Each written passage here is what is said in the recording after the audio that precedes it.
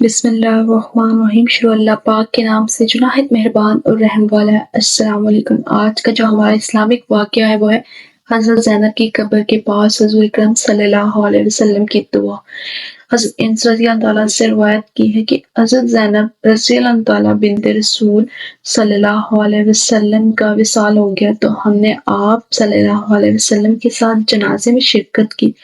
آپ صلی اللہ علیہ وسلم بہت ہی غمگین تھے۔ آپ تھوڑی دیر قبر پر بیٹھ کر آسمان کی طرف دیکھنے لگے، پھر قبر سے اتر آئے۔ غم میں زیادتی ہو گئی اور پھر کچھ دیر بعد غم ختم ہو گیا۔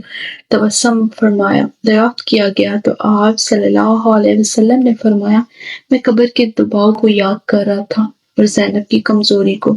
یہ بات مجھ پر گراں گزری تو پہلی بار بارگاہ الہی میں دعا کی کہ قبر کے دباؤ میں کمی کی جائے، تو دعا مقبول ہوئی۔ لیکن پھر بھی قبر نے زینب کو اس قدر دبایا کہ اس کے دبانے کی آواز کو انسان اور جنات کے علاوہ ہر چیز نے سنا۔